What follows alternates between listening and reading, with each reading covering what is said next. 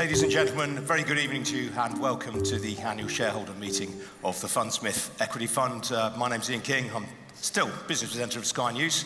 And you're not here to hear from me, of course. Our two guests are Terry Smith, Chief Investment Officer of Fundsmith, and Julian Robins, Head of Research at Fundsmith. A lot of you will know the format by now, but just in case you don't, when Terry sent out his annual shareholder letter, you were invited to submit questions to be put at this meeting. Obviously, we get more questions than we can conceivably answer. If your question isn't asked, don't worry, because Fundsmith will reply to you personally, so you will get an answer at some point. But the process, as it is, I sit down with Terry and Julian and the team. We go through all the questions that you've submitted, then I choose the ones that I think are probably the most pertinent, or the ones that I'd probably like to hear the answer to. Terry and Julian have no say in that. That's down to me. I decide what questions are. So, as I say, if your question hasn't been answered or put tonight, don't blame Julian and Terry, blame me.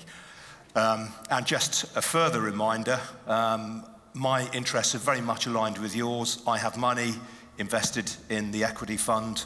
So do all three of my children, and I think even Mrs. King may have a bit as well. So my interests are very much aligned with yours, and I'm just as anxious and eager to hear from Terry and Julian as you are. So those are the rules and regulations. The whole thing is being recorded, so you'll be able to watch it online at some point in the near future. And as I say, if your question hasn't been asked tonight, you will get an answer, so don't panic. And now, without further ado, I'd like to welcome Terry Smith to the podium. Thank you.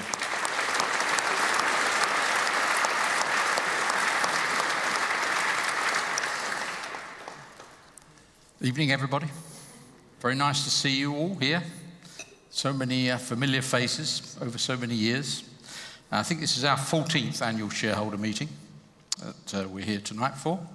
And you know my standard joke on the disclaimer by now. You've heard it 14 times if you've been to all these meetings, which is, if you trust what I say and buy the units, it's your problem, is what that disclaimer says. But you're welcome to read the legalese if you want. I'm just going to do a short intro running over mostly pretty familiar ground about what we've done and what we do, primarily for you to check whether we're doing what we say we're going to do. Is the main purpose of that. And then we'll go into the questions that Ian will bowl at us, and then I'll try and duck some of them, and Julian can answer them, basically, which is traditional. I only want to talk about two things really here in this portion. One is performance, which is obviously something that you're very interested in, we're very interested in. And the other one is investment strategy. What do we actually do? What are we trying to do here? What's the aim here? And are we walking the walk as well as talking the talk in terms of what this fund does? So without further ado, take you on to performance. There you can see the performance up on the screen. As you can see, if you look at the 2024 column, you can see that last year wasn't our finest hour, 8.9% up in the T class in sterling with dividends reinvested, the same one that we're in, and I am in particular. The market, which I'll come back to a little later, in this case the MSCI, was up 20%. So we fairly significantly underperformed it, and it's obviously a run of 3 years, maybe even 4 if you look at it, that have not been so satisfactory. And I will come on to what I think are the reasons behind that and how we might think about that as I talk about it. Obviously, I would rather focus on the longer term. Of course I would. Over here, you can see that since inception, we've annualized 15.2% per annum. The market's annualized 12.3. So we're about 3 points ahead. This is really the ratio that I think is important to focus upon. Unfortunately, if you're not in the investment industry, it probably sounds like gobbledygook. The Sortino ratio, it measures how much return you get for every unit of variability or volatility in the unit price, and in particular it measures how much you get for every downside movement in the unit price. So it looks at how much you're getting for a measure of the risk that you're taking, if you like. I don't particularly like the ratio, but it's the one that the industry uses, and you'll see that you get 87 of a unit of return for the fund compared to 0.6 for the index. Over the long term, it's beaten the index, which is good, but more particularly, it's produced more of a unit of return for every unit of variability than the index. And I think that's important because, on the whole, high levels of volatility, whilst it would be nice to ignore them, do tend to affect us all. And when you're holding something which might go up over the long term but is highly volatile, it does affect our ability to make decisions on a very non-emotional basis. And so owning things which are very volatile, in my view, can be quite injurious to your performance. So that's why we seek not to do it. And we'll talk about that in relation to some other companies perhaps in a moment. 2024 attribution. What worked for us? What didn't work for us? There are the top 5 contributors and the top 5 detractors for the fund over the last year. Our number 1 contributor was Meta Platforms, Facebook in old money, which you can see they made a fantastic contribution. This has been a very, very difficult stock for us to own. At the time when we were first buying into it, just after the Cambridge Analytica incident, where they were basically charged with not having taken sufficient care of the data that they were collecting from users, we received a veritable tsunami of criticism from people about holding this company. It's come good spectacularly in recent times, I'm pleased to say, and it really is something which I think demonstrates that what we have to try and do is ignore the noise. Reading what the commentators say about today's news is not the way to make an investment decision, in my view. Microsoft is our second best performer. This is its 8th annual appearance in this top 5, which is quite extraordinary, I think, for a company of this size to have been in the top 5 performers for 8 years continuously during this period. Philip Morris, we often get asked about what's the most controversial share or the share that's most surprising and so on. We're not really all that surprised by the fundamental performance of Philip Morris. It's the world's biggest tobacco company. But it's also the pioneer that more than any other tobacco company has developed heat-not-burn products and latterly, through its acquisition of Swedish Match, nicotine pouches. It's the pioneer in reduced-risk products. And you can either be in the camp of a number of people who I think are a very good negative indicator of what to do, which is a lot of health regulators around the world who say that we should not be supportive of what Philip Morris is doing in reduced risk products, in heat not burn and nicotine pouches, because they're a terrible tobacco company. Or you could be where we are, which is saying, well, that's better than people smoking cigarettes, isn't it? And we're very much in that camp. The thing that troubled us about Philip Morris wasn't whether they're doing the right thing, and it wasn't whether they're doing it well, because I think they are doing the right thing and they're doing it very well. It was whether or not in this era that we're in, where the thought police seem to want to monitor what sort of companies we can or can't invest in, whether or not there are enough investors out there at the margin to buy the shares and reflect the formidable financial performance they were getting from doing the right thing. And it appears that there are, fortunately. Fourth on the list, automatic data processing, ADP. This is the world's leading provider of payroll processing and HR software. This is the curse of the commentator. You know, whenever I watch a game and they say he's never missed a penalty, guess what happens next? This is a company that's like a metronome. You could set your watch by this company. It produces a very consistent high single-digit revenue growth year in, year out, and has been a great performer for us over the many years that we've held it. And lastly, but not least, Stryker, medical equipment and devices company, leading position in things like the orthopedic medicine, so replacement shoulders, hips, knees, ankles, and other joints, stroke care, endoscopy, so on. This is a company which is bouncing back very well from the downturn in elective procedures that accompanied the COVID lockdowns. But that's not the only thing behind it. This is a very well-run company, I think, and has made some great acquisitions, which is a very unusual thing in itself in the time that we've owned it. In particular, their acquisition of the Mako robotic surgery business, I think, was very, very successful. What didn't work? L'Oreal, one of our stalwarts, one that's contributed for many years running. You can see there was a detractor last year. China. China is their biggest market. China has problems. Obviously, it's put far too much into the development of housing and infrastructure, and that in turn has bounced into the credit system with banks who provide a lot of financing for this, and so it's got a downturn in that market. However, in our view, it's a business that's so good that we're not going to sell them whilst we wait to see this problem resolve. And we've got a management team there for whom this is not their first rodeo. They've seen large markets turn down before, so I am pretty confident that we'll be okay on the end. Ditto IDEX. IDEX is the world's biggest manufacturer of veterinary diagnostic equipment and dominates that market. It had a very good pandemic as people adopted pets, and obviously is coming off the high of that in terms of visits to vets and so on. Again, it's a very good business and one that we're not going to sell. We're going to try and, as I put it, smile through the pain and continue to hold our position, not least because in this one in particular, it's not that big a company and not that liquid a share. And I think if we sold our holding, we might never get back in. And I think it's a company with many, many, many years of high-level growth ahead of it in the pet market. Nike's problematic. We bought it, if I may say so, reasonably well during the pandemic when the shares were off about 40%, and people seemed to think that this was going to be very problematic for them in terms of selling sports apparel, trainers, etc., because people couldn't go to the shops and so on. We gathered at the time that they had cracked the digital advertising and supply market probably better than any other major sports equipment supplier during this period. And so we bought the shares. Unfortunately, what we hadn't figured out is that the management would then ignore the bricks and mortar traditional channel and open the door for some of their competitors. However, in typical American style, having stumbled by letting competitors into the bricks and mortar channel by that approach, the Americans did what the Americans do best in circumstances like this, which is they fired the chief executive and replaced him with somebody who's, I think, going to turn the business back into the business that it was before in terms of its relationships with the traditional retailer. So not too worried about that one.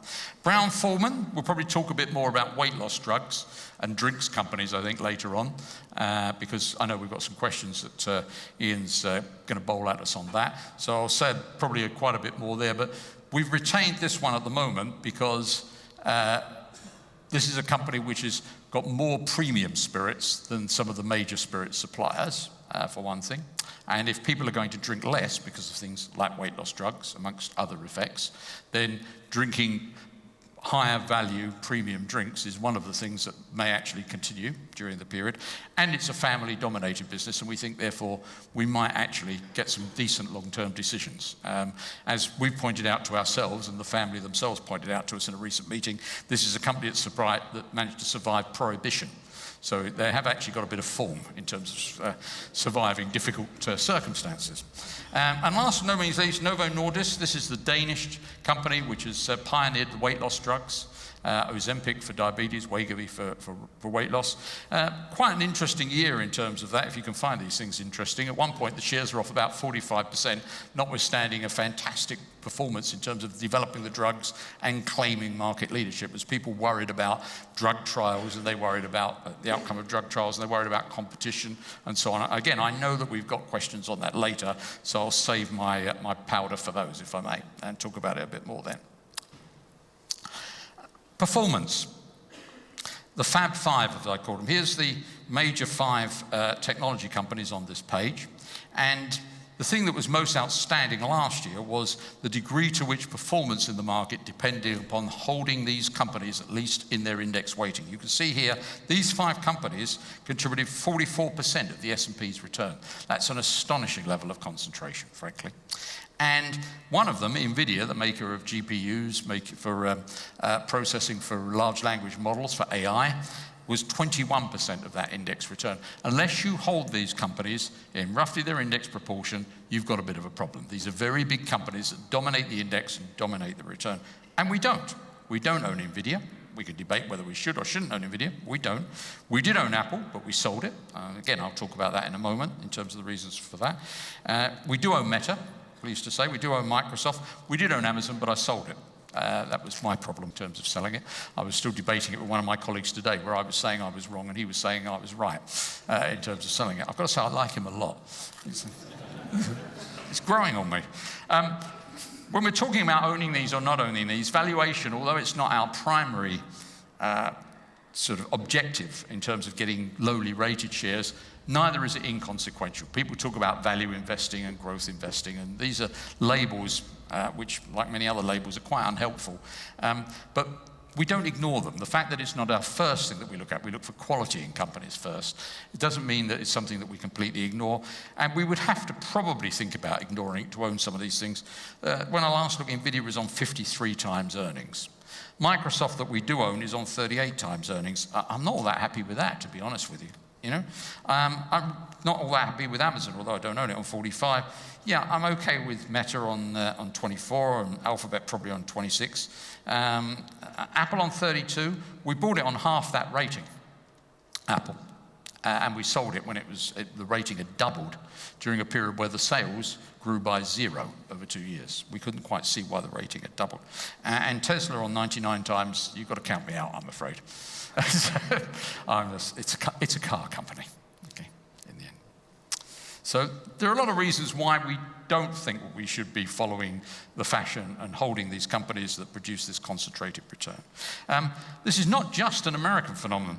Here's the DAX, the German market index. You can see the DAX during the last year in terms of return, 41% of its return came from SAP, the enterprise resource management software company. 41% of that return. You can see everything else below these companies at the top of there produce 2% of the index returns. Beyond that, those half a dozen companies. But that one, if you didn't own it, how were you going to ever match the DAX? You couldn't do it. So it wasn't just an American phenomenon, this incredible concentration of returns. Something else which has affected performance in the last 2 or 3 years, and I think will continue to do so for as long as this trend persists, is the rise of so-called passives. The rise of index funds, ETFs. Not all ETFs are passives, by the way. Some of them are active, but the big ones are. The ones that people think about mostly are actually index funds. And you can see that during 2023, we reached the point where more than 50% of the assets under management worldwide were in so-called passive funds. And this is a very big distortion to performance. John Bogle is the godfather of index investing, the man who founded Vanguard, and I think a great hero in terms of the approach that he took to investing. Even though it's obviously, in many respects, the diametric opposite of what we do, that doesn't mean that it was wrong or bad in any way, quite the contrary. Bogle was interviewed at the 2017 Berkshire Hathaway annual meeting, Warren Buffett's annual meeting, and he was asked very specifically if there was a level of index funds as a percentage of assets under management that would distort markets. And he said, yeah, clearly there is. Now, he couldn't give you any precise number on a level, but he said, look, there must be something, because he said at some point, when a certain proportion of the assets in the market are in index funds, they are invested without any consideration as to the quality of the companies. They just own the index. They're invested without any consideration as to valuation. Doesn't matter how highly valued Tesla gets. If it's in the index, you own it. That's it. And he said, of course, this will lead to distortions. And of course, what we're now seeing is that he was absolutely right. As I said, labels are unhelpful. Index investing is not a passive strategy. It's only passive in the sense that there's no fund manager, there's no Terry and Julian trying to make decisions involved in the process. There's just a computer that's sitting there matching the index. But it's actually a momentum-based strategy. The money that goes into index funds is allocated, for most index funds, in relation to the market weighting of the shares, their value in the market, which means that the ones which are biggest get most of the inflows. And guess what that does to their share prices over time? And what really exacerbates this, and this Bogle wasn't asked about this in 2017, so he didn't even think about framing the question. It's not just the percentage of assets which are in passive or index funds versus active funds. That's a distortion, and he rightly said it would be. It's the flow between the two, which we're now in, which is really distorting. When you take money from us, who don't own any NVIDIA, and you put it into the index, where NVIDIA is the largest or one of the largest stocks, guess what happens to the NVIDIA share price? It goes up. So the flow between active and passive, or active and index, is in fact one of the big distortions. So that's what we've been battling against for the last year or two, and we might continue battle against it for some time to come. I've got no crystal ball as to when this reverses. You can see this exemplified here. This is a chart which shows you the last 2 and a bit years, and you can see the red line up there is the S&P index, the market weighted one, and the grey line is the evenly weighted one, where each company receives an equal weighting. You can see the difference between the outcome is astonishing. This is the effect of investing based upon market value of companies. People often say in the circumstances that we're living through right now, is this the end of active investing? We'd like to draw your attention to a law. It's a real law, we didn't invent it. It's called Betteridge's Law. And Betteridge's Law is any headline, so we're talking about newspapers here, or their online equivalent, that ends in a question mark can be answered by the word no. So here's a few examples that we've got here. Trying to pick a few favourites out here for you. Will the bond market rein in Donald Trump? No. Can this golf simulator turn a novice into Tiger Woods? Yeah, that one. Will Europe put boots on the ground in Ukraine? That's topical, obviously, at the moment, in terms of what's going on. Does your company need a chief value officer? No, I think no. It's pretty consistent. Can France, with due apology to any French people can France become a global AI powerhouse? Gentleman there obviously agrees with my thinking on this one. I can hear from his laughter. Can Kemi Badenoch unite the right in Britain? I'll leave you all to decide on that one. Here's my favourite. Can growing coriander in an underground power park be a path to peace in conflict zones? Now, you might think this is ridiculous, and this sounds like a headline that was written by Monty Python, but it's actually in the Financial Times.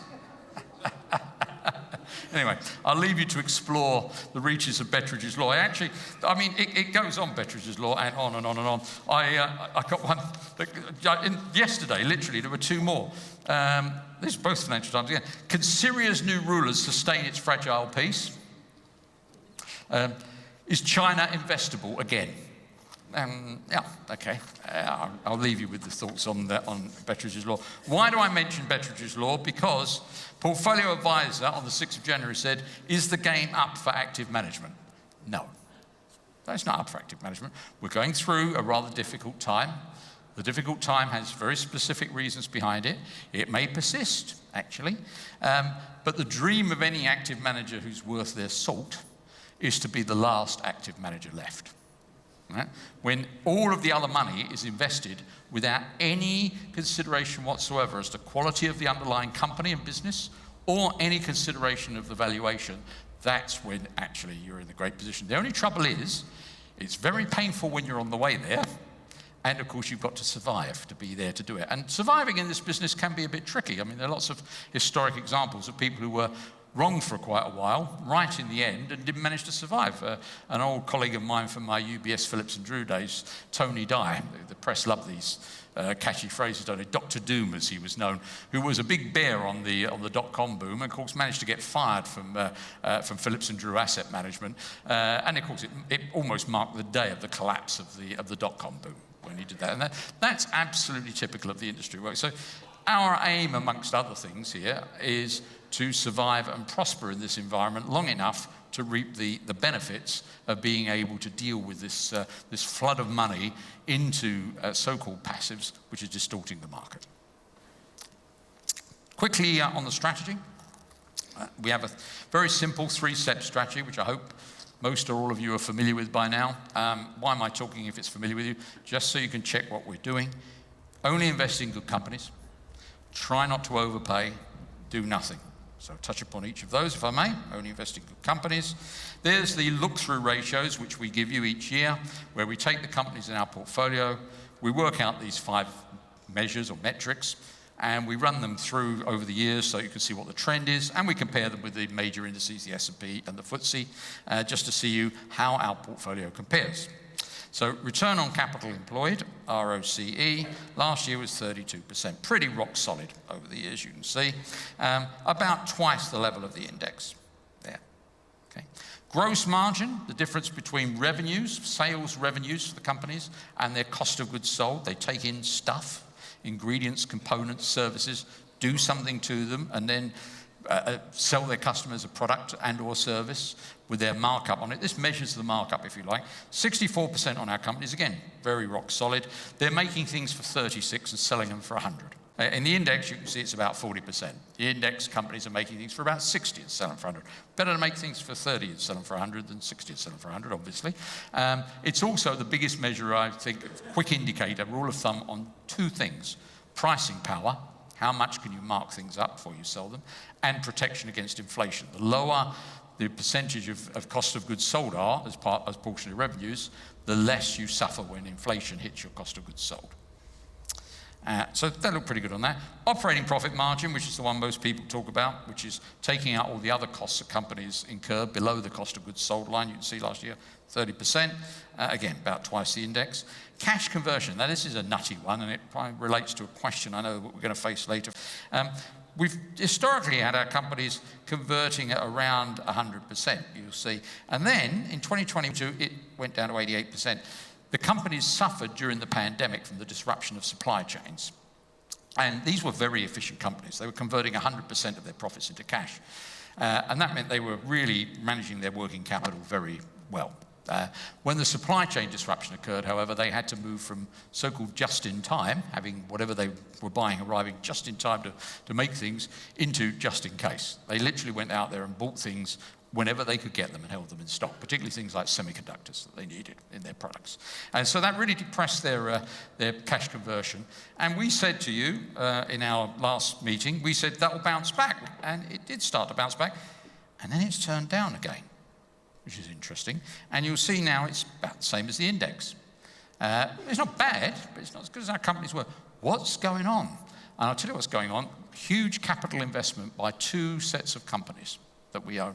One is Novo Nordisk in the drugs business. Novo Nordisk has a runaway success with the weight loss drugs, and they are building capacity to make those drugs as fast as they can go. They did an acquisition for $10 billion of 3 manufacturing plants recently.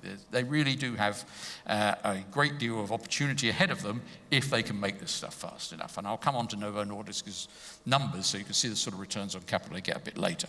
That doesn't bother me at all. And the other one is the IT companies. Our major IT companies are spending money like a drunken sailor on shore leave at the moment on so-called hyperscaling of data centers for them to roll out the services related to AI. And we will debate that a bit later.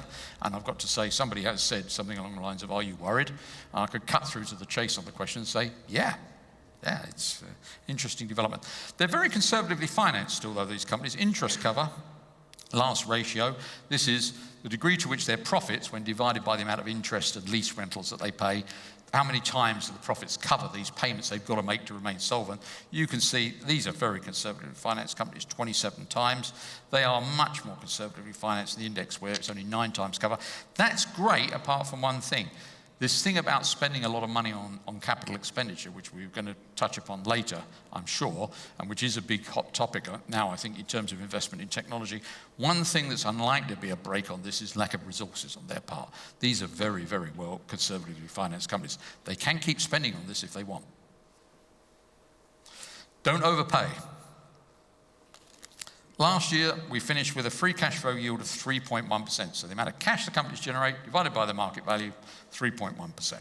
Okay? You'll see that that is a lot lower than the FTSE 100, 5.5%. I don't think that's terribly relevant. There are probably only about a handful of companies, literally a handful of companies in the FTSE 100 of the quality of the sort we invest in. It's dominated by companies which are not investable from a quality standpoint for us, and therefore I don't think it really is very meaningful. This is a more meaningful comparison. The S&P 500, 3.7%, much higher quality business than the S&P 500, and it is where about 70% of our companies are.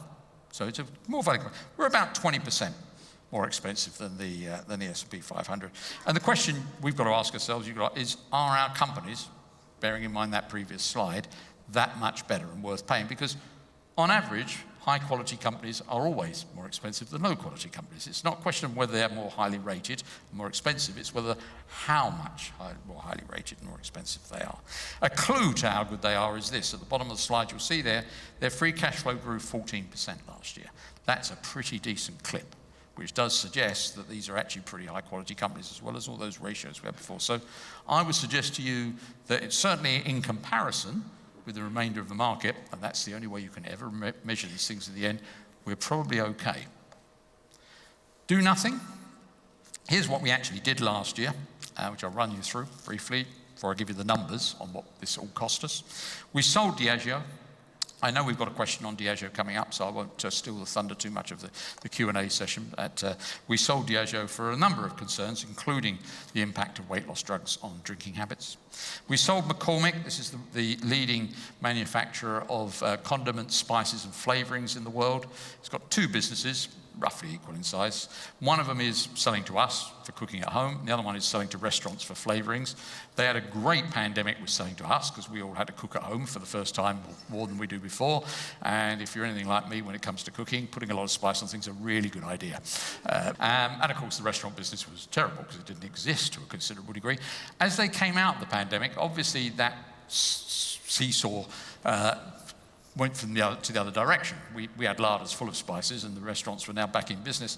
What was disappointing was that the systems and agreements that they had in the business were very sluggish in getting the input cost inflation during this inflationary period through into the customers. We were really very disappointed by what we saw in terms of the management reaction at time in terms of getting this fixed. And as a result, they lost about 3 or 4 points of gross margin, and we didn't think that it was kind of quite as good a business as we thought it was originally. And we sold Apple. When we bought Apple, it was on about 18 times earnings. It was trading on a rating lower than the S&P. We thought, don't think we can go badly wrong with this business. We correctly foresaw that it was going to have a number of reporting periods of poor sales. So we only bought a 1% stake to begin with. We're going to get another couple of goes at this to buy some cheaper stock. We were absolutely right about the poor sales, and the share price doubled. And we still can't figure it out, frankly. Apple's sales growth for the last two full financial years is 0. Down 2% one year and up 2% the other year. And neither of us can figure out what's going on here. We think that if any of our other major technology companies had produced flat sales for 2 years, Microsoft, Meta, Nvidia, although we don't own it, Alphabet, it would be a disaster for them. So they seem to have a force field around them that protects them from this. But we do know we weren't going to buy any more on that basis. That we've been right about relatively poor sales, and the share price and rating had doubled. It's time, are we going to go up to our normal sort of holding, or are we out? We're out. We started buying Texas Instruments. I know that Julian's got that down as an example later on in relation to questions on tariffs. So again, I'll try not to steal too much thunder. It's the biggest manufacturer in the world of analog devices and embedded processors. Think of the opposite in semiconductors to your NVIDIA GPUs. The average product made by Texas Instruments costs under $1. Right? So we'll talk about that in a minute. And we started buying Atlas Copco, Swedish company, sometimes called the fourth utility by industries. It makes things like compressors and vacuum equipment and power equipment in industrial applications. There are 2 or 3 things we like about it. One is there's a controlling stake from the Wallenberg family. We quite like family-controlled businesses when we're treated fairly. We think they make good long-term decisions. The Wallenbergs, I think we could justifiably say are long-term. They've been in this business for 168 years, so they're probably getting the hang of it by about now, I would think. Secondly, this is a company with a very devolved structure of making decisions. They've got 660 operating units around the world which make their own decisions on how to address their local market. They don't make decisions on big, important things like finance and so on. They do make local decisions on market addressing, and they are quite an outsourced manufacturer. They assemble rather than make things, which cuts their working capital requirements quite significantly. What did all this cost, all this activity? Well, you see the portfolio turnover last year was 3.2%, so back to the kind of very small numbers that we've seen historically after quite a bit of an elevated level of turnover during the pandemic. It actually cost us 0.002%, £447,627. As I always say round about now, the broking industry would be wearing black armbands if everybody ran money like this. And with that, I'm going to hand you back to Ian and have a seat. Thanks, Terry.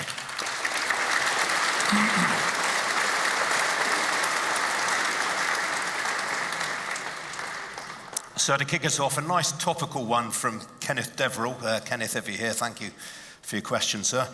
How might Trump tariffs affect the portfolio, given it has over 70% invested in US stocks? I'd like to start by not answering the question, but making an observation about it. And that is 2 things about the questions that we have here tonight. One of them is, as has already been pointed out, but I'd like to emphasise it, if your question has not been selected, it's his fault. That's why we have him here. But the other thing is, Ian does suggest the questions because it's good that he can see sometimes better than we can what's topical. But in selecting this one, he selected a question from the guy who sat next to me on the first day in school in Odessa Road Primary School in Forest Gate in 1958. Isn't that great? And he's in the fund, which is wonderful. And look, Trump tariffs. We've been here before to some degree, but maybe it's different this time because sometimes it is. Here we've got the S&P's total return. There's 2017, the height of the Trump tariff for comment, if you like. As you can see, it didn't make a blind bit of difference to the return on the market. This time may be different. Maybe he's going to do things in his second term that he didn't do in his first term, so there might be things which are different. However, on the whole, we don't do very much, even though we've got 70%, as you say, invested in companies that are in the S&P 500 about this for a whole variety of reasons. One of them is that we've got no clue what he's going to do. Of course, he may not have a clue himself, which might not help in that particular regard. So we don't know what he's going to do. And quite a lot of our companies, although they're in the S&P 500, it's right to say they're in the S&P 500, it's difficult to see how they're affected. So Philip Morris International, which I was mentioning earlier, is a company in the S&P 500. And until its relatively recent acquisition of Swedish Match with the nicotine pouches, its sales in America exactly to the whole number were zero. Its largest markets being Indonesia, the Philippines, Russia, and Turkey, and it has no business in China. China is a state tobacco monopoly, as Julian says. So it has no business in China whatsoever. So, bearing all those things in mind, we tend to spend most of our time thinking about the things which we think drive our companies, which is, this morning, did you brush your teeth? I hope you did. Did you feed the dog? What are you drinking?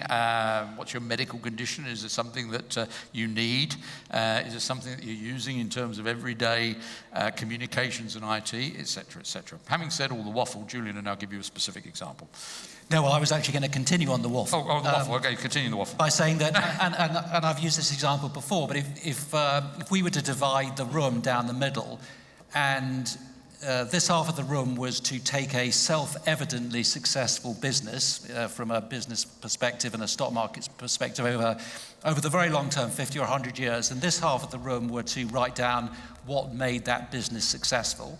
And then this half of the room were to read the FT Today, listen to financial news, sort of Ian King's type with stuff. With apologies to Ian, obviously. With apologies to Ian. and write down what they thought were the most important drivers of the stock market.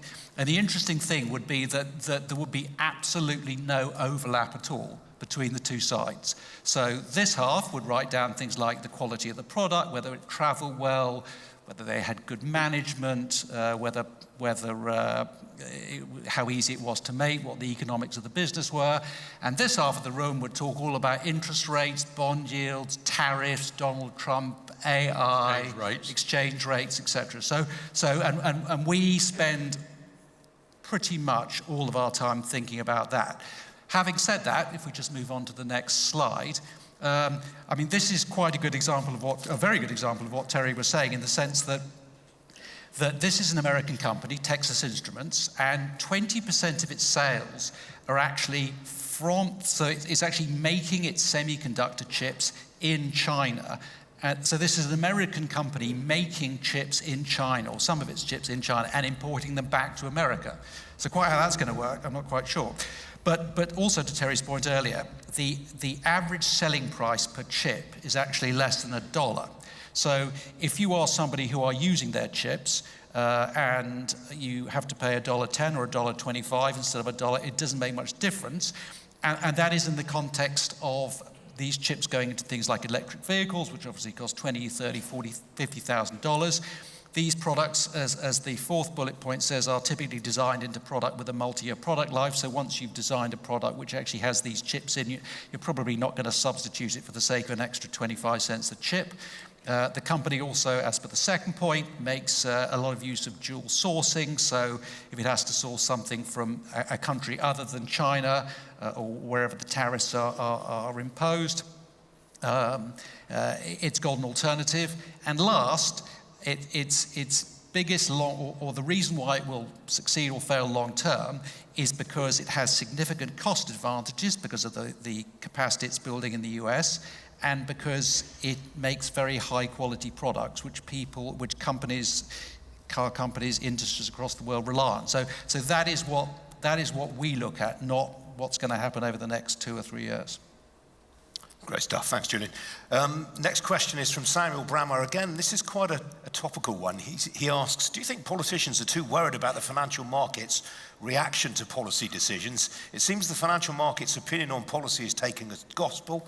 If markets react badly, the policy must be bad. If they react positively, the policy must be good. And he says, surely financial markets only really have one goal, which is to make money. I don't think it's a bad goal.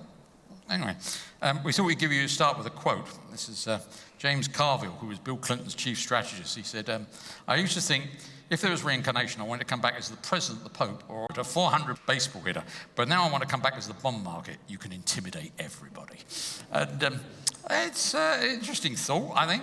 And we thought we'd give an honourable mention to this gentleman. Julian and I in 1987 were sitting running the financial desk at what was then called BZW, Investment Bank, and a colleague of ours, Peter Thompson, wrote a piece of research in August of 1987 about the weakness of the US dollar and the consequent rise in interest rates, and he titled it A Storm Warning for Markets, which means that he was prophetic not only about what was happening in markets, but about the weather. Because, of course, we had a hurricane, and on the day when the hurricane was at its peak in terms of damage, the US index went down 22%. Julian and I were in work observing all that rather closely. And the point I'm trying to make here is markets are quite important. I realise that a large number of the people in markets are, well, first of all, they're all trying to make money, as the questioner rightly points out. But then I think that does cut through things. People's desire to achieve a good result does actually cut through in terms of decision making.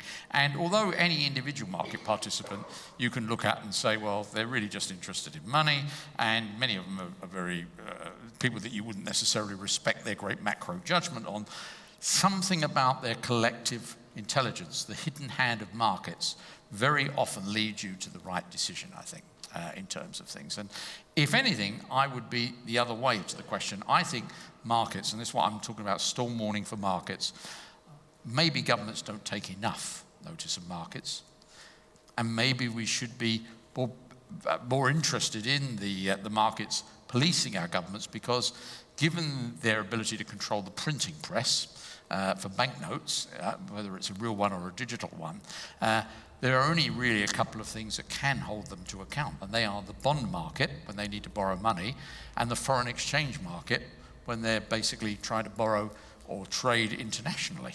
And I think those things are important controls. I mean, I would echo that. I mean, one of the things that we've all been reading a lot about recently is that the importance and the success of large US tech stocks, and the absence of of almost any technology sector, well, not almost any technology sector at all, but the absence of a lot of large successful tech companies in Europe. And you might have thought that politicians would look at that and think, maybe my policy decisions are making the creation and growth of these companies too difficult, impossible. Maybe I ought to do something about it. The EU strategy to this seems to be to fine US tech companies. That seems to be the way they think they should go.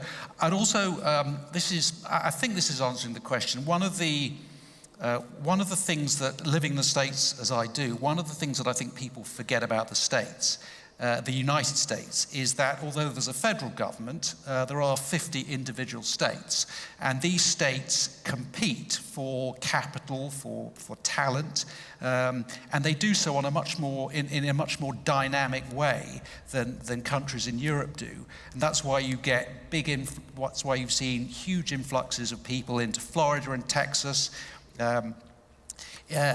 Something which you might not believe if I say this is that if you live in California, your top rate of state income tax is 13%. If you live in Florida or Texas, there is no state income tax at all. So you can see why capital and people are moving from one state to another. So I think that is a good example of how sort of financial markets are much more sensitive in the States, and one reason why it's a much more dynamic economy.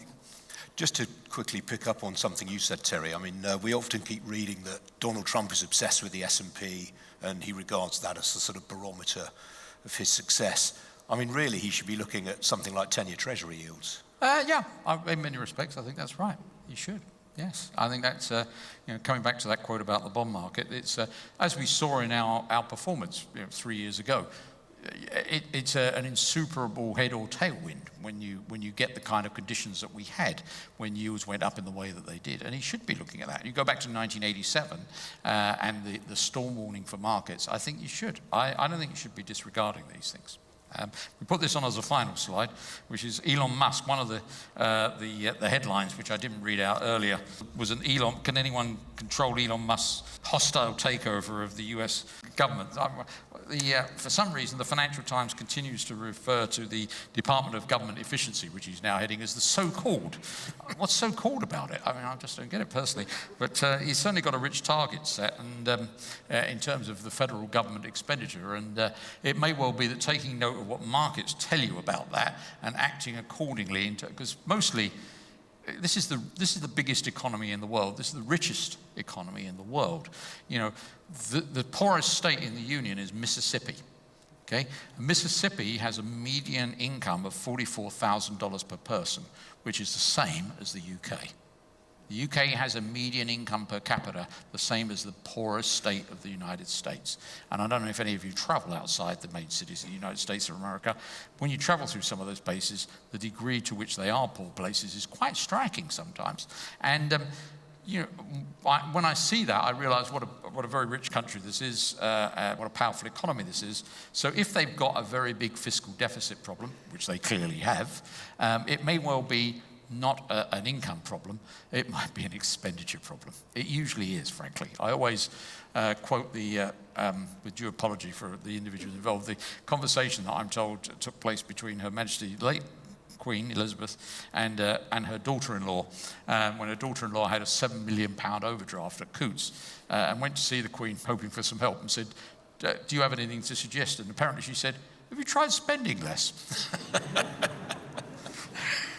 I mean, just to give you, you probably know these numbers, but in 2007, the US government had $3.8 trillion of receipts and was spending $4 trillion. So it had a budget deficit of 200 billion, which is frankly peanuts given the size of our economy, which is $28 trillion.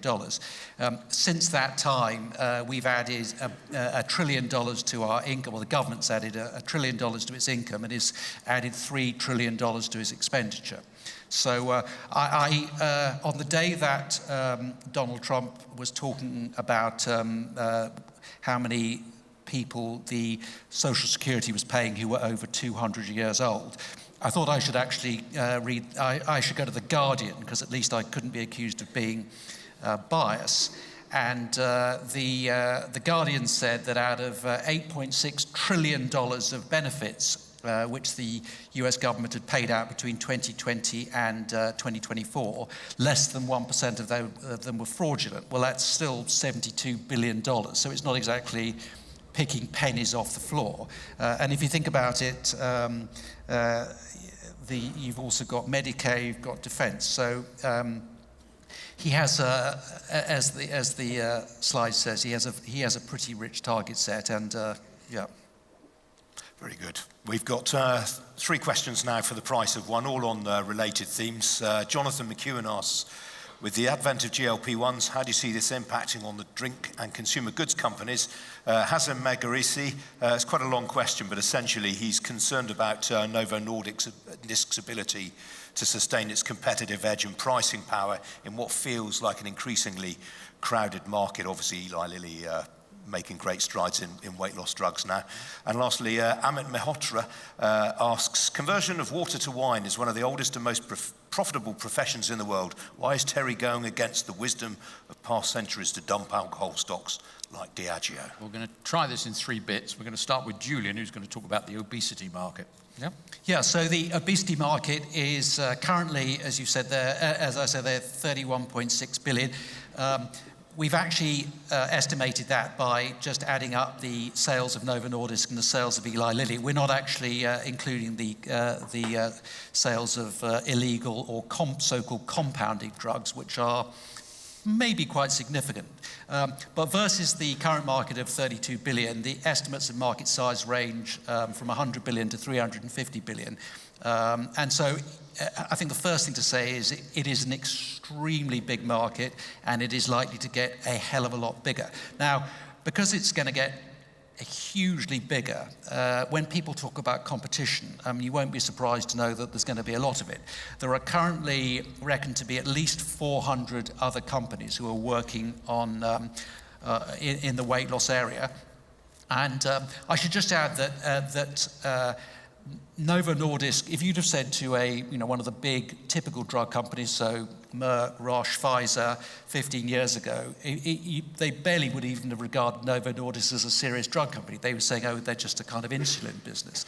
And Eli Lilly has not been a successful US pharmaceutical company at all. So the fact that this gold mine has been struck by these two companies is something which is very irksome to the large players. So we are going to get competition. We are from the big players, Roche, Pfizer, AstraZeneca, and there's also a lot of smaller ones that we come across, or I come across every day in the US market, so Viking Therapeutics, Zealand Pharma, Altimmune, Terns. And they are all working feverishly. A lot of them have got things which are sort of we already know something about.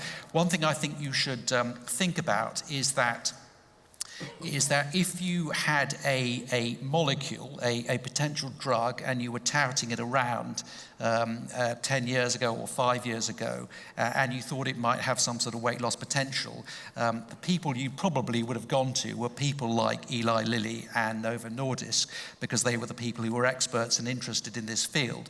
And the fact that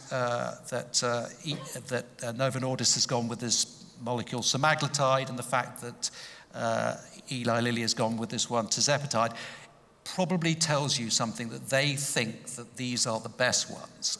They are the first. They are the incumbents. They are the first to market there, and there's probably a reason why they chose to go with the two that they have done, as opposed to one of these other ones. Yeah. And then also just to say to you that at the moment the current market is an injectable market. And you hear the term, or the only real term you hear is weight loss. Two things will certainly happen in the future, which is the injectable market will also become an oral market. And the other thing is that one of the obvious drawbacks of the current class of drugs is that once you stop taking them, you tend to put quite a lot or some of the weight back on. Some people put it all back on. And so we will go from having just injectable weight loss drugs to a class of drugs which will probably be known as weight management drugs, which will be in oral form, and you will take them every day or every week in the way that you take a statin or an aspirin. Yeah, okay. And look, there will be competition. I mean, Julian's made that fundamentally clear. From the moment that we got involved with Novo and the weight loss drug came on the scene, we realized, people would say, but there's going to be competition. Competition is a good thing in some respects, not in every respect, obviously, but in some respects it is, because quite often, and we see this across a number of sectors or subsectors, it's a market expander. The likelihood that you would have one company doing this is ridiculous. It's not going to happen. But once you have other people doing it, the market is expanded. What are Novo's advantages? Well, bear in mind that we bought Novo about 6 years ago, before weight loss was ever mentioned. We were looking at the drug discovery process for this company, which we found attractive. And now that they have actually got to this competitive position, where they've got about 2/3 of the market, if you look at the numbers currently, that won't persist. There will be competition. They will have less than 2/3. I'm absolutely certain about that.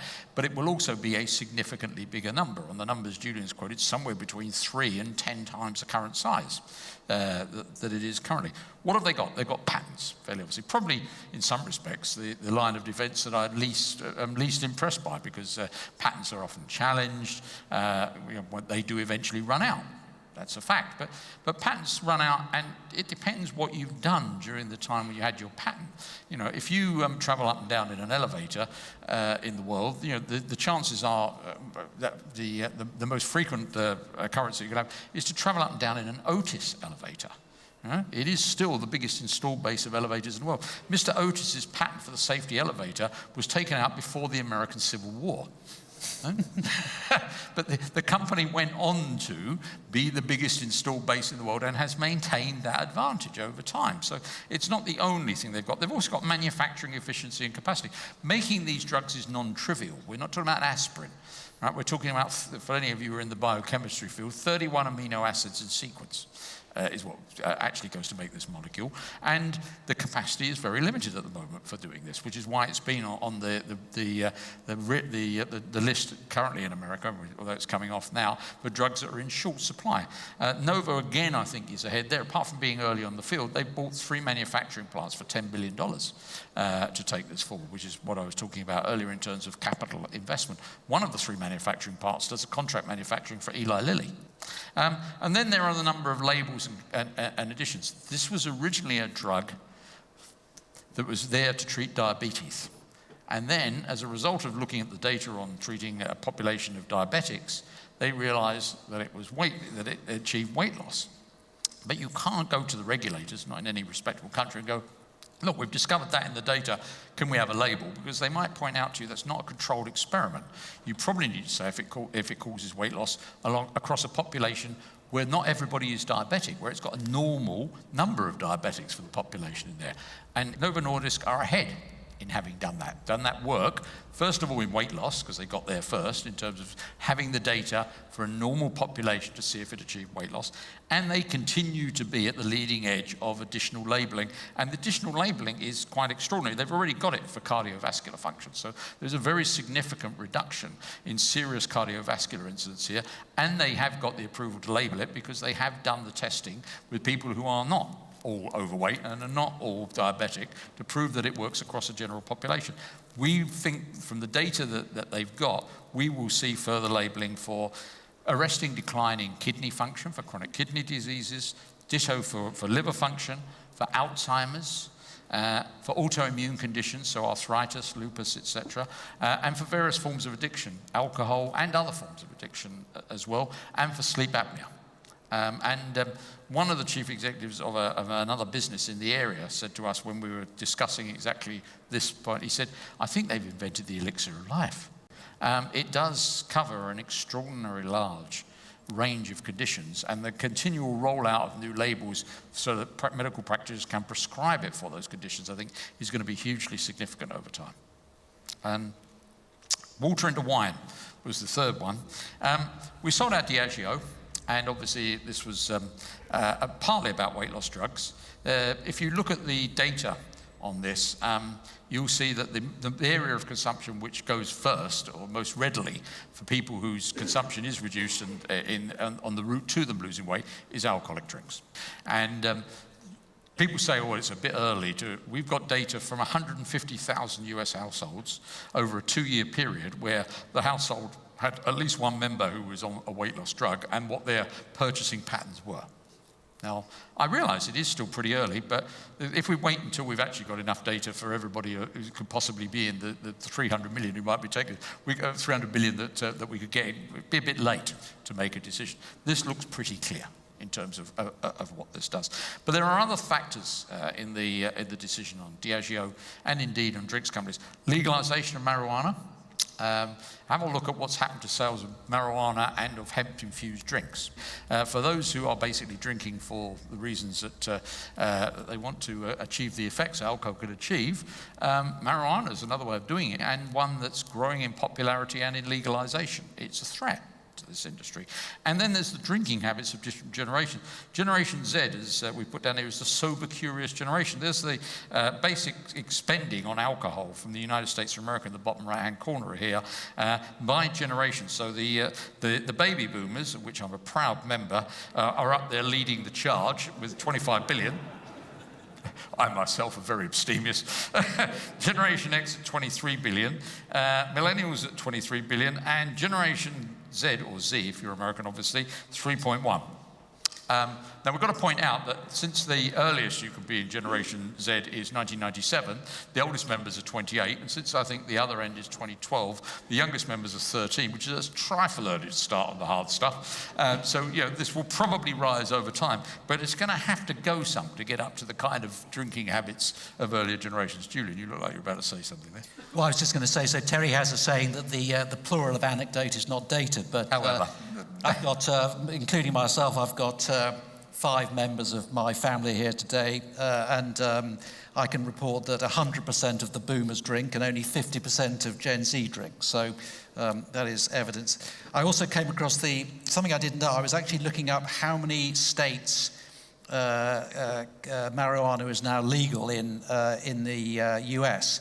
It's actually legal. So it's legal in 24 states from a recreational perspective. 39 states from a medical perspective, and believe me, the barrier to get over in terms of getting a doctor to prescribe you a medical marijuana license is not high. But the thing I discovered is that I'm actually in Connecticut. I'm allowed to cultivate 6 marijuana plants, but only 3 can be mature. So I've learned something that I didn't know before. Yeah. Anyway, so all of those things in combination led us to believe that it may be a while before we think about diving back into the drinks business further than we are now with just our Brown-Forman stake. Okay, very good. Actually, one thing I just wanted to add is that on the one hand, we try to take a long-term view, but on the other hand, if we can see a period of quite a few years where things are going to be pretty uncertain, there's no point in just sort of hanging around and standing in front of the bus. So, no. It's got to be a very specific reason to stay there if you can see a problem. I said IDEX veterinary equipment. The problem is coming down from the highs of pet adoption during the pandemic. So what's the specific reason for staying there? We think this is a business with many years of growth ahead of it, and it's not very liquid. We got into that stock because of very specific events that made it possible from another fund that was having to liquidate its position. We don't think we could get back in again. I'm not sure we'd have the courage to get back in again, even if the opportunity arose. So we do. In that case, we'll stick in there. Very good. Now, this one's quite pertinent to your presentation. This one comes from Wei Chen Ding. I love this question, actually. Do you have any concerns about cloud providers such as Microsoft and Alphabet, both among your top 10 holdings, heavily investing in infrastructure? Could this shift indicate a transition from an asset-light to an asset-heavy business model, with returns on these infrastructure investments being less certain? So, I think the short answer to that question is yes. One thing that we always try to do, as you know, is to, rather than, as Terry says, hand-waving, arm-waving, is to put up some numbers. So you can see that back in 2018, we picked 2018 as a start because it was a kind of unremarkable period, followed by a few years of unremarkable growth. So 64 billion for Alphabet, Amazon, Meta, and Microsoft combined in 2018. 69 billion, a very modest increase in 2019. Then it starts getting going in 2020. We are in 2024, we were at nearly 210 billion, and in 2026, we are forecast to be at 281 billion. So you also, another thing is that this is capital expenditure.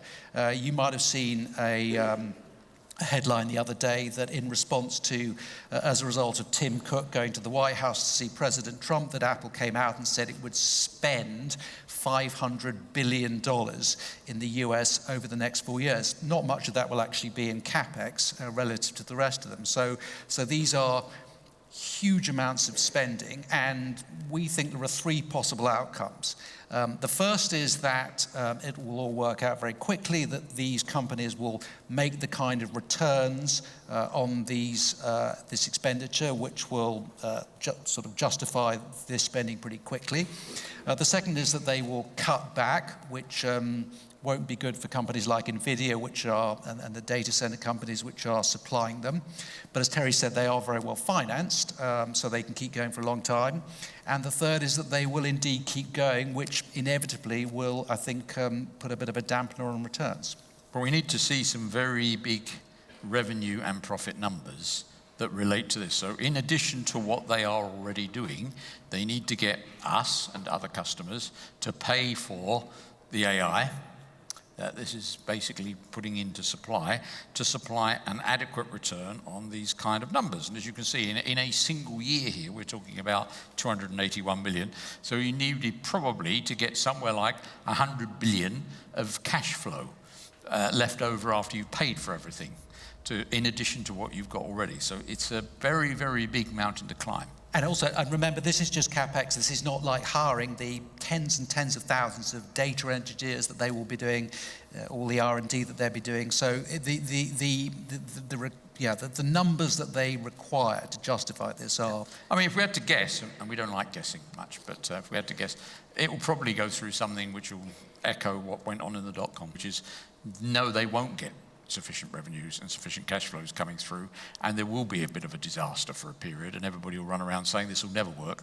And then, of course, somewhere amongst the rubble will be great opportunity, because it will eventually, but probably not on the first outing, if it's anything like history. The next question comes from Guy Merrill. Guy, thank you if you're here. I'm curious on your views on management incentive structure. What does good look like, and which companies have exemplary ones? Obviously another very, very topical question given the big debate going on about executive pay right now here in London. Yeah. The first bit on the slide is a quote from the late, great Charlie Munger. I think what Charlie says here is true. Show me the incentive and I'll show you the outcome. I thought I'd start by talking about how we engage with companies on this. And you can see here, this is our voting record over the years on proxies for the companies that we vote on. These are the number of proxies that we voted on by year here, so you can see it's quite a large number. We vote 100% of them. We vote on every single annual general meeting for companies on every proxy. We don't engage with any outside agency. We read them ourselves and we make our own decision on what we want to do. So if we want to communicate with companies or vote on them, we decide what we want to do. We don't take somebody out there. We've voted against management in a number of respects. You can see here on a number of occasions. This is really the column. The number of times we've voted against the remuneration policy. Basically, it's a 50-50 call. About half the remuneration policies we vote against in these companies, because we don't think that the incentives are actually going to produce an outcome that we want to see. Julian. So another thing that these companies do is to create what they call a peer group, so that they can supposedly compare themselves with the so-called peer group so we can evaluate how they're doing. And we've got this is for setting their remuneration. This is so for setting. They'll set a peer group and measure their outcome against the peer group in terms of what they produce in deciding how much they get paid. And so we've got two interesting examples here. So the first one on the left is quite small print, but in the red is Nike. Now, I mean, I think if I was to do some interactive stuff here, which I won't, and I was to say, who do you think is naturally in Nike's peer group? I think you would probably, a lot of people would say Adidas, a lot of people would say Puma. Let's look down here. So you've got American Express, which is basically a bank. You've got Coca-Cola. You've got Kimberly-Clark, which is a toilet paper company. And you've got Walt Disney. And then if I was to say, and then on the right, we've got Estee Lauder. And I think, again, if I was to say who do you think their most natural peer group here is, I think pretty much everybody in the audience would say L'Oreal. But here we've got Johnson & Johnson, we've got Kimberly-Clark, the toilet paper company again. We've got Nike, but no L'Oreal. When asked why this is, they give a number of reasons, one of which is that it's quite difficult to get the information for how European executives are paid. Really? I mean, really? Seriously? So I basically told, I can't remember which one of these companies was, that I told them I thought this was absolutely ridiculous, and with feeling. And I noted down at the end of the meeting that the lady thanked me for the energy on the call, which was her way of saying, thank you very much and go away. Yeah, and what you're basically dealing with here is a peer group comparison which has been set for very particular reasons so that they can beat it. Right? And in particular, they don't want any European companies in there because the chief executives are paid less. Yeah? They're all American companies. Where's a coincidence? Anyway, going along, the problem with setting the wrong incentive is this. This is a chart that I think I've shown at one of these meetings before. It's from an article that I wrote for the Financial Times in 2012 when I was asked why we don't own Tesco. And I pointed out that Tesco, over these years, which were the Leahy years at Tesco, had a steady and beautiful progression in terms of growth in earnings per share. And I'll come on to an example about how you generate that without generating any value in a moment. But their return on capital employed, which is on this axis over here, had gone down from about sort of 18, 20% to about 10 or 12% over here. So the capital was being invested at lower and lower and lower and lower returns to generate the earnings per share. I wonder what the management incentive was based upon. Let's have a think for a moment, shall we? What do you think? A wild guess on what it, if you set the wrong incentive, you will get a very bad outcome. Julian, do you want to say something about this one?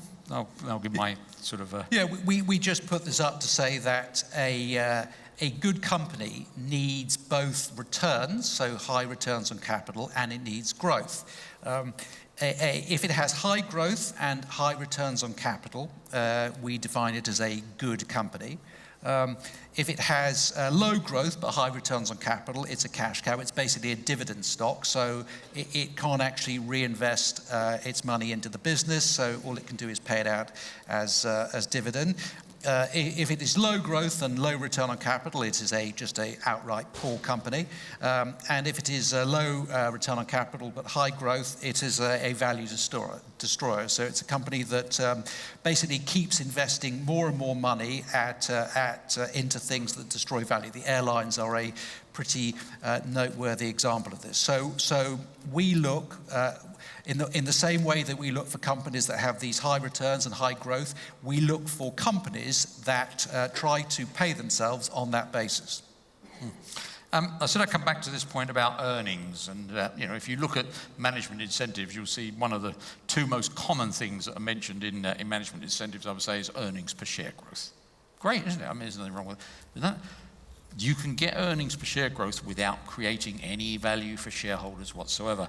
Here's a bank account, and this is an example even though we've updated the years over here, this is actually an example that I made up 30 years ago. You can tell that from the interest rate I use, 7%, but I haven't bothered to adapt it. So you've got 100 in capital, and you put it in your bank account, and you've got 7% interest rate. Guess what? Your earnings are 7. You take that out, okay? And so you basically keep the 100 and you get 7, you get 7, you get 7. All pretty straightforward, really, isn't it? But imagine instead of that, you incorporate Bank Account PLC. And this is a company where you have exactly the same asset base, 100 in a bank account. But in this particular case, you've got an incentive based upon earnings per share growth. It's not your money, you're managing this for somebody else. And in this case, you get paid upon earnings per share growth. So you tell them you can spot some excellent investment opportunities. I can almost read it in the management report. And you're going to retain 75% of the earnings. So you start with 100 and you have 7%. So you get earnings of 7 and you retain 5.3, which is 7. For 75% of that. So at the end of the year, you've got 105.3. So the next year with 105.3 and 7%, you earn 7.4. And that you can retain 75%, which is 5.5. So you start the next year with 110.8 and 7%, it's 7.8. So now you're going to earn, you retain 5.8. And this column here, the earnings column here, I can assure you is 5% growth. All they've done is retain some of your capital through the retained earnings, and you've got earnings growth. And if you are prepared to let companies have capital and not look at the return that they've got, they can produce this trick time and time and time again. And if you incentivize the management on the basis of earnings per share growth, that's what you're going to get. That's why we have to have, for us to get that 50-50 voting that you saw earlier, to get the yes, we agree with you, they have to have two components. They have to have a measure of growth and a measure of return, not just one or other. It has to have both. And I think the question asks us if we could come up with an example of a good structure. So, Julian, the answer is that, the short answer is that that I don't think we have any particular example of something that we think is absolutely perfect. One of the things we always say to our companies is we have a view as to what we think is perfect, but we appreciate that we are a minority shareholder and that you will have other people, and they end up with something that looks like a camel is a horse designed by a committee type approach. But here is Unilever, which is pretty good. So in the short term, 40% is based on sales growth, organic underlying sales growth, 30% adjusted EBIT growth. The EBIT is profit, and 30% is free cash flow growth. So in the short term, you want something which is basically based on sales and profits, because in the short term, you can't change your returns very much. But in the long term, you want the same, you certainly want a measure of growth, but you also want a measure of returns. In other words, you don't want a company to just achieve sales growth by going out and buying companies for some vast expense and destroying returns. And then the relative total shareholder return, which is the share price plus the dividend, is not our favourite, but it's something which a lot of companies put in. One of the things that we also applaud is companies that actually seem to make sensible changes in response not only to what we say, but what other people say. One of the things that is the bane of global companies based in Europe or America is when the head of some emerging market company comes in and says that their profits in some emerging market currency are up 50%, to which the CFO says, yes, but in euros or pounds or dollars, they're flat.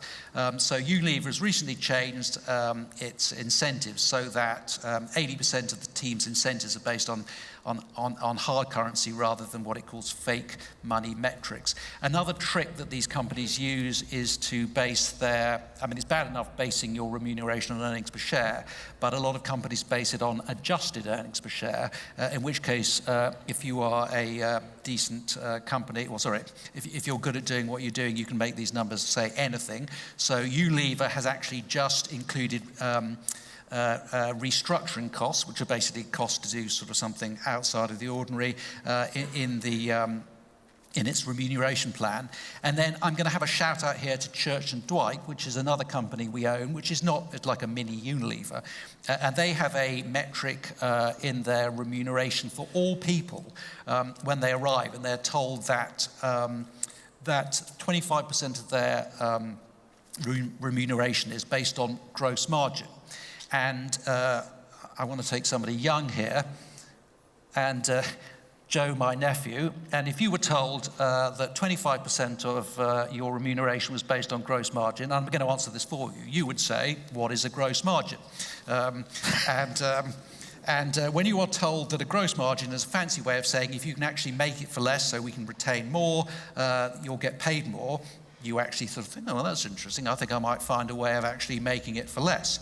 And so here we've got Unilever actually giving lower and middle management incentives that actually what they do. They can actually affect what they actually do. Yeah. Well, since we're on Unilever, we like to keep this topical. We woke up this morning to news that Heinz Schumacher's, the chief executive, has left after only 18 months. Now, you were quite a stern critic of his predecessor. What do you make of this news? Interesting, obviously. I woke up to the same thing. I literally switched on the grid, there it was this morning. We spoke to the chairman of Unilever this afternoon, and strangely enough, we met Fernando, the replacement, who's the CFO, last week. And so we feel we're fairly up to date with it. I think it's good news, and that's not because we had anything against Heinz Schumacher. He was a breath of fresh air compared to the previous management. He actually focused on the things that we think you should be focused upon in this business, which is not saving the world, nice as that might be, but we're not going to be able to have a very sustainable business and save the world if the business disappears in a puff of smoke, which is what it was busily doing under previous management. And so we thought he was doing a fine job, and actually, do you know what? I think that the board, judging by our conversation, thought he was doing a pretty good job too. They just thought they had another guy who could do it better. And that's our take on it too. We were supportive of Heinz Schumacher from his appointment, and But the man who really stood out was the CFO, who's an Argentinian who has come in there, who is dynamite. Who, if anyone understands operating in a company which has got some of its operations in depreciating currency, that man sure can, I can tell you. And he reminds me of other situations that very much that we've seen in the past. In fact, in our dialogue with them, I quoted somebody else who, from the history of companies that we followed, which was Jerry Robinson, who ran Granada and acquired Forte, the hotels company, and he had a chief operating officer, Charles Allen, you'll recall. And I remember him saying to me, Charles's great strength was that if he realized something was possible, so if he worked out in a business that he worked out that the margins or the sales growth or the return on capital or the cash flow or all of the above by peer group comparison and everything else could be gotten to a different level, he became totally unreasonable until it was. And I think that's what you need to get things changed. Nobody ever achieved anything by being reasonable, in my humble opinion. You have to be unreasonable, because if you're reasonable, you kind of understand the point of view of people. I can see my colleagues over there smiling wryly because they've known me for a long time. I'm very unreasonable when I think something can be achieved. And so we think that it's a very good change.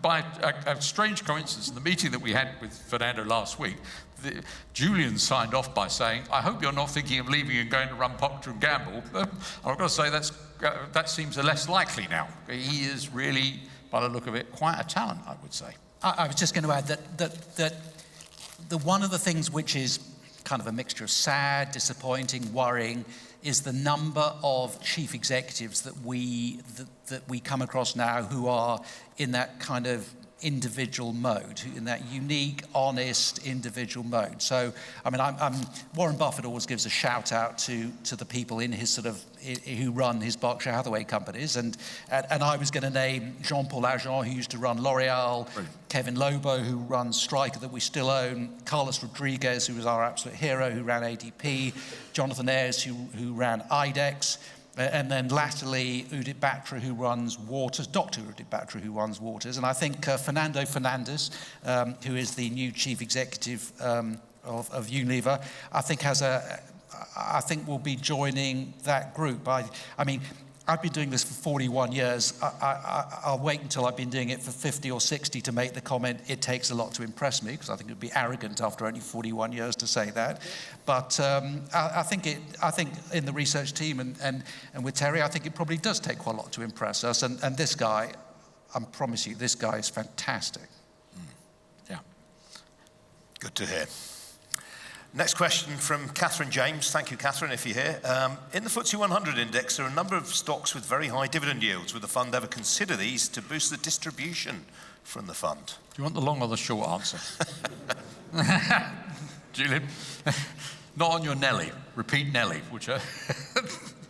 Yeah, so if you had bought Vodafone in February of 2015, you would have paid 231p, and you'd have been quite attracted by the fact that at the time, I think it was paying a dividend of 14p. So 14p as a percentage of 231, sort of, what is it, between 5 and 6%. So in the interim, you would have got 105p of dividends. Your current dividend would be 9p, and I see from Bloomberg it's forecast to go to 5p next year, and the share price is now 69p. I'm slightly reminded of that George Best quote about, I spent a lot of money on booze, birds, and fast cars. The rest I just squandered. So half the 231, half the money was spent on dividends, and most of the rest has gone to waste. I mean, it is possible. I mean, I don't want to go into financial advice, but there are some companies that we've seen over the years which fit into the vein of dividend growth stocks. Unfortunately, I think when we first bought Visa, which was in 2012, I think they were paying a 13-cent dividend. It's now I think it's over $2. When we first bought Stryker in 2010, they were paying a 63-cent dividend. It's now over $3. When we first bought Domino's in 2010. It was not paying a dividend at all. It's now paying over $6 a share. But unfortunately, at the entry point, the dividend yield would not have satisfied people looking for a high yield. Yeah. I thought I'd give Julian's obviously given a disastrous example from the UK income fund model. How about this one? Berkshire Hathaway, people say, has never paid a dividend. That's not true. Warren Buffett did pay a dividend once. He paid a dividend in 30 January 1996 of 10 cents a share at Berkshire Hathaway. He paid out a total of $101,755 in dividend. There you go. There it is. Now, had that money not been paid out in dividends and handed to people who like dividends, if they'd kept it in Berkshire, the $101,000, it would now be worth $3.1 billion. Okay? There's Berkshire's rise in market capitalization or value over time, and you can see we've got it back to 1977 here, but $500 billion. As long as I live and as long as I do this job, I know that there'll be a vast number of people who are investors, and particularly people who are financial advisors, some of them, and in particular, most particular people who run income funds who will go, that's not true. Dividends are not the way to make a lot of money in equities. It's about compounding in value, and that compounding in value happens most particularly by companies not paying out dividends and retaining the money that would otherwise be laid in within the company and investing it at the rate of return they can achieve. When really good businesses do that, it compounds faster than you can ever do it by taking your money out of the dividend and reinvesting it. Now, I know there are a lot of people who are listening who won't believe that. Jolly good luck to them is all I can say, and carry on doing what you're doing. I think it's a marvelous leap forward for us. And the other thing people say is like, so what should you do? Invest for the maximum total return you can identify, and then take a bit out, sell a bit. People don't like selling. But they say, well, no, I've got to sell it, because normally when I get my dividend, I'm not selling. That's taking money out of the equity market. So you think when a company pays out half of its earnings to you, that's not money coming out of the equity market? Or you think there's some magic pot that they've got that wouldn't otherwise have been invested in the business if they've retained it? Yes, when you get a dividend, you are taking money out of the equity market, surely as if you sold a portion of your holding. You might as well... Not that I've got opinions on this. You might as well take money out of your savings account, put it into your checking account and think you're wealthier. Yeah. I just want to read a direct quote from the Berkshire Hathaway annual letter published on Saturday. Berkshire Hathaway has participated in the American miracle by foregoing dividends. There you go. He also said, I can't remember why I suggested this action to Berkshire Hathaway's board when he did pay the dividend. Now it seems like a bad dream. Love to know the reason why I did that, yeah.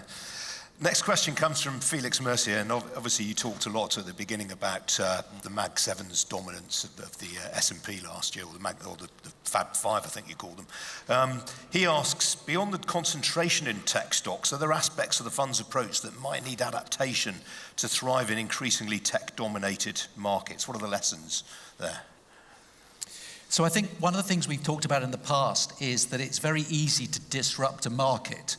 It's not so easy to disrupt the real world. The stock market, yeah. The stock market is a little more disrupted than the real world, yeah.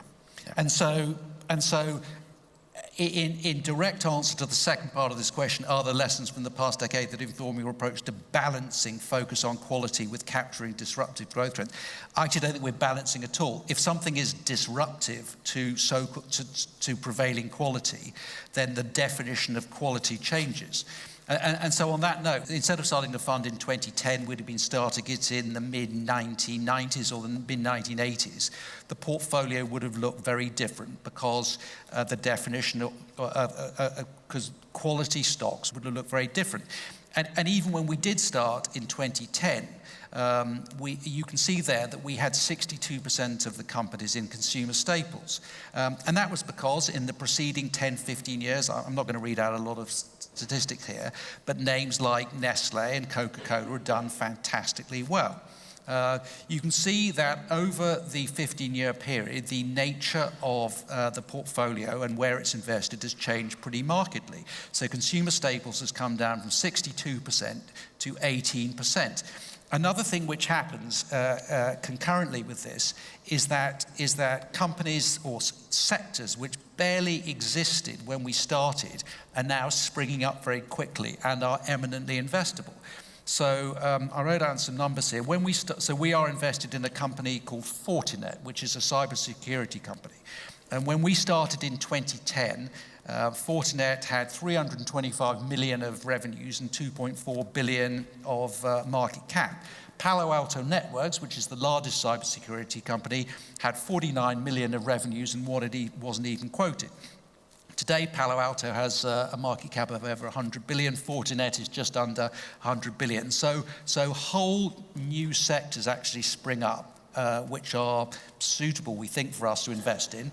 And the definition, and companies that used to be regarded as quality are not as quality as they used to be. I mean, the companies when we started, or in the 20, 30 years before we started, companies like Campbell's Soup and General Mills and Kellogg's had made people great fortunes. Things changed, habits changed. People don't like eating sort of sugary breakfast cereals anymore. People's eating habits change. So one of the things I always remind people is, just because we say we invest in good companies, quality companies change. Some companies which were quality 100 years ago are not, or even 20 years ago, are not quality today. Very good, thanks. Next one is from Damiano Cupone, and he asks, which is the name in your portfolio around which there's been most debate, and will it be the same in 2025? So I'm going to start here. So this is also an approach we've done before, which is to say, would you want to own this company? And I'm going to put up the numbers here. So this is a company, in 2017, it had revenues of 28 billion. Revenue growth had been 7% the year before it, making these good gross margins, 64%. It has a return on invested capital of 52%. Over the next few years, you can see that revenues don't really grow very much, even though the gross margin remains quite high. The invested capital doesn't grow, so one of the things we always talk about, and we've talked about a lot tonight, is how we like companies that can reinvest some of their profits back into the business.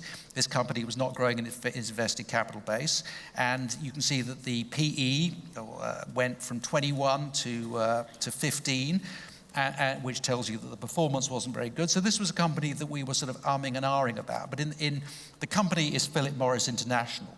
And what was going on during this time was that the company had, in 2014, it had brought out this thing, IQOS, heat not burn, as an alternative to traditional cigarettes. In 2018, it was still 85% traditional cigarettes. Fast forward to 2024, it is now 40%. Getting its revenues and its profits from non-traditional cigarette sources. In 2022, it was able to acquire Swedish Match pretty cheaply, we thought.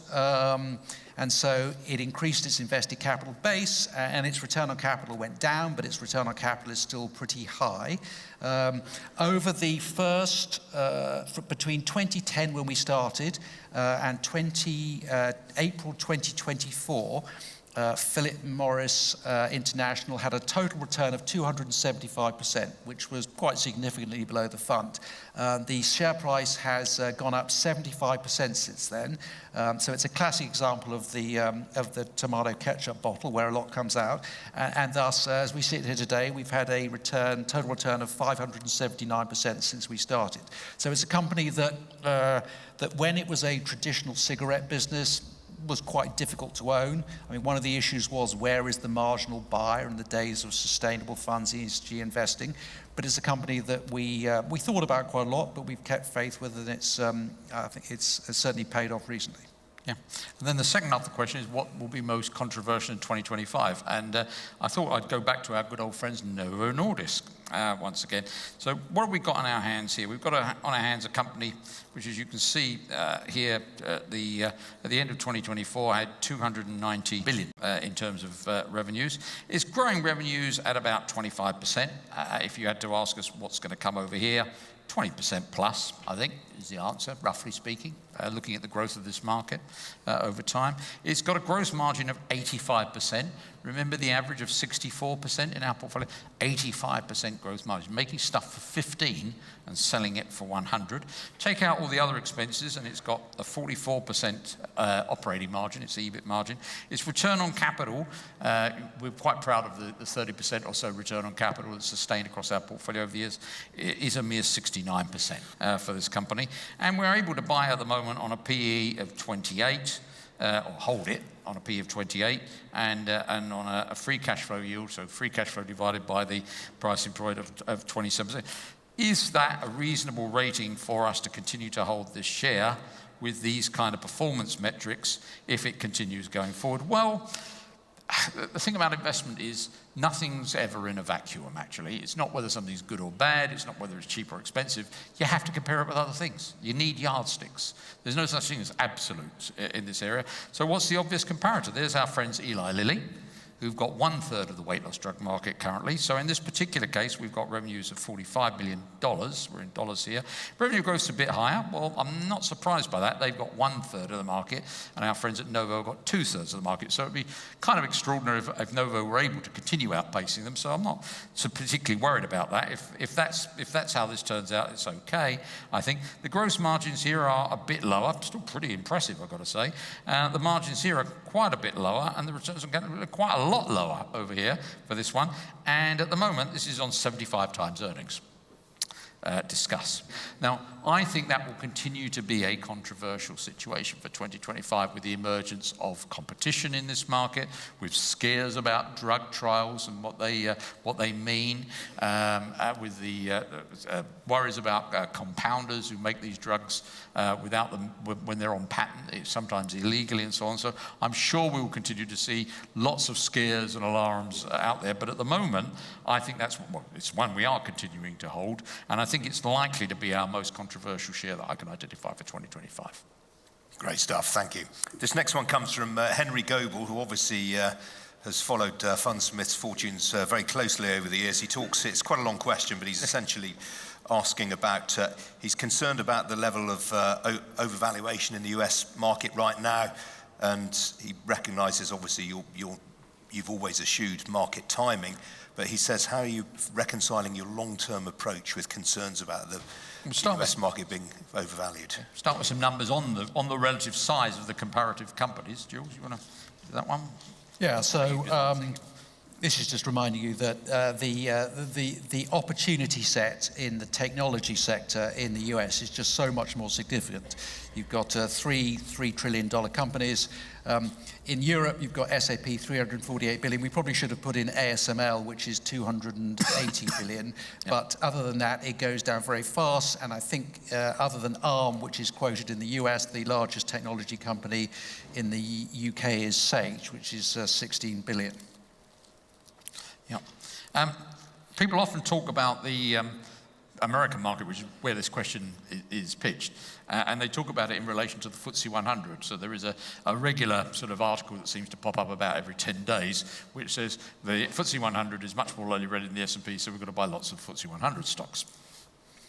And so here we've done what we think are some fairly direct valuations. So as I go down that group very quickly, we've got in the pharmaceutical sector, we've got AstraZeneca here on 16 times. We've got Pfizer on 8.7 times. So the UK equivalent is a lot more expensive. BP is somewhat cheaper than Exxon. BAE Systems and Lockheed Martin are pretty similar. Barclays is rather cheaper than Bank of America and very significantly cheaper than JP Morgan, but I don't think that's particularly surprising. If we go down onto the spirit sector in the middle, Diageo and Brown-Forman are very similar. If we go down to credit reporting, these are two quite big companies, Experian and Equifax. They're both on 31, 32, so they're very similar. Consumer health products, the UK equivalent, the UK version Haleon is actually more expensive than the Johnson & Johnson spin-out Kenvue. Intercontinental Hotels is this was quite surprising to me, even though I sort of look at these numbers every day. Intercontinental Hotels is actually more expensive than Marriott. And airline companies, International Airlines Group, which is British Airways, is technically a little bit more expensive than an American Airlines. So it's certainly true to say that there are some, one of the impacts of the index funds is to make the really big US stocks trade on some pretty eye-watering multiples. So, things like Walmart and Costco in particular. But when you get down into more of these kind of regular large and mid-cap names, the differences are actually not as great as you would think. Yeah. So, it doesn't mean that the S&P is cheap, but it does mean that when people say, you've got to buy the FTSE because it's a lot cheaper than the S&P, can we just look at the comparative companies, not just the index versus what's in it? And an awful lot of the stuff that's in the FTSE 100, is actually not very high quality and should be very lowly rated, even possibly more lowly rated than it is already. Once we start to get into comparisons where you've got similar companies here, you can see here, we're talking about the UK being on a P of 16.1 to 16.4 on average. The Americans are on, somewhere around 16 to 18. It's slightly more expensive, but an awful lot more expensive, actually, to buy comparable companies in America. Doesn't mean that I'm not worried about it. With regard to the real question here, let's assume for a moment that we were to reach a conclusion it's expensive. What would you do about it? Probably worry an awful lot, but to be absolutely crystal clear, I hope for the umpteenth time about our strategy, we will always be fully invested in companies of the sort that we seek out there, which are high quality companies that we think can compound in value over the long term. If you want to try and time the markets because you think they're expensive or cheap, then please feel free. We're not going to do it, A, because that's not the product we're selling, and B, because we have absolutely no clue how to do it, which I think is actually quite a major advantage. Very good. We're in the final. We're in the final act. Hardy old perennial this from Alex Geraldine. Which of the shares in the portfolio do you think will perform best this year? So the lesson of previous years is that we always try to have a different one than the year before, and the lesson of previous years is that we should always have the same one as the year before. So in 2022, our fave was Meta. Last year, 2023, our favourite was Meta. Last year, we thought we should change it, so we put in Unilever. We should have stuck with Meta. I will tell you that Philip Morris International is actually up nearly 30% year to date, so it'd be quite tempting to say that. Go on then. But on the basis of the new Unilever chief executive and the fact that Unilever is still at a big discount to its peer group, I'm going to say Unilever. And I'm going to agree with him. There you go. Thank you.